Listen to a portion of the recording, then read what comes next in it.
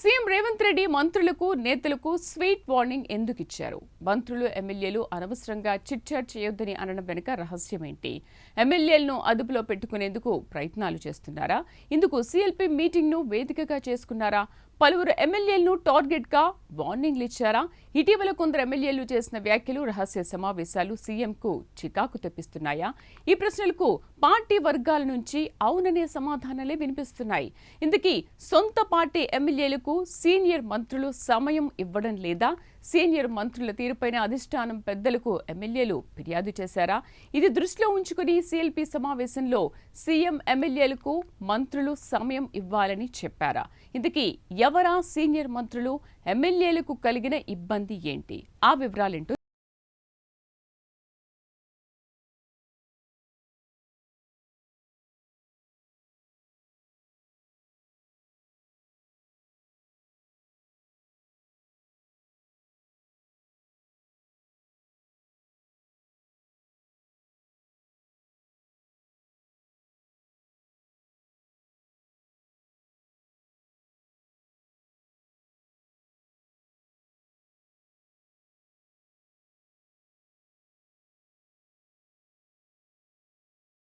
లో CM budget సమావేశాల సందర్భంగా నిర్వహించిన సీఎల్పీ సమావేశంలో మంత్రులు, ఎమ్మెల్యేలకు సమయం ఇవ్వాలని, వారి నియోజకవర్గ సమస్యలు చెప్పుకునే అవకాశం కల్పించాలని చెప్పినట్లు తెలుస్తోంది.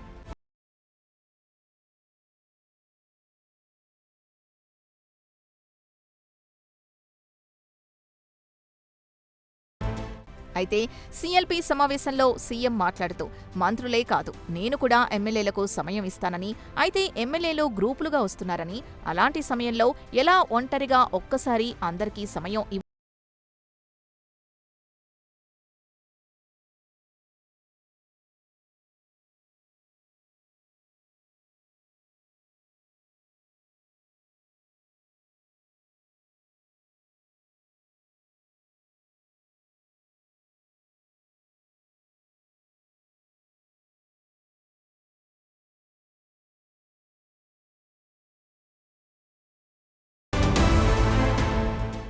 అయితే ఎమ్మెల్యేలకు అందరు మంత్రులతో సమస్యలేదట, కొందరు మంత్రులతోనే సమస్య.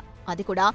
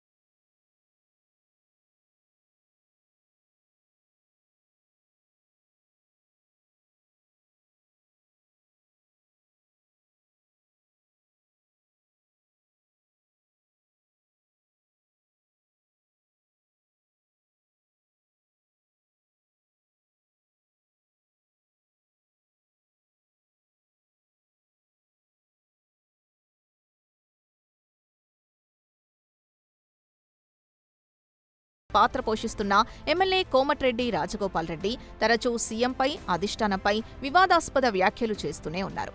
ఎమ్మెల్యేలెవరూ కూడా తన అదుపాజ్ఞలో లేరని, ఒకవేళ ఉండుంటే ఇలాంటి పరిస్థితులు వచ్చేవి కావనే అభిప్రాయం ఆయన వ్యక్తం చేశారని తెలిసిందే. అందుకే ఎమ్మెల్యేలంతా ఒకచోట కలిసే సందర్భం కోసం కొద్ది నెలలుగా సీఎం ఎదురు చూస్తున్నారని, సీఎల్పీ సమావేశాన్ని ఇందుకు వేదికగా మార్చుకున్నారని చెబుతున్నారు. మరోవైపు మంత్రి కోమటిరెడ్డి వెంకట్రెడ్డి, మాజీ ఎమ్మెల్యే జగ్గారెడ్డి గురించి చేసిన వ్యాఖ్యలు ఇప్పుడు రాజకీయ వర్గాల్లో హాట్ టాపిక్గా మారాయి. టీపీసీసీ అధ్యక్ష పదవికి జగ్గారెడ్డి సరైన అభ్యర్థి అని, ఆయనకు ఆ బాధ్యతలు అప్పగిస్తే పార్టీ మరింత బలోపేతమవుతుందని కోమటిరెడ్డి అభిప్రాయం.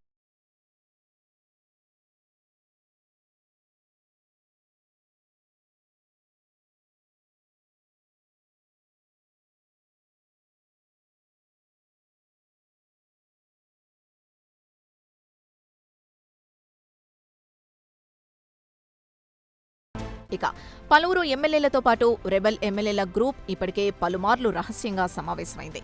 వీరంతా సీఎం రేవంత్ రెడ్డి టార్గెట్గా సీక్రెట్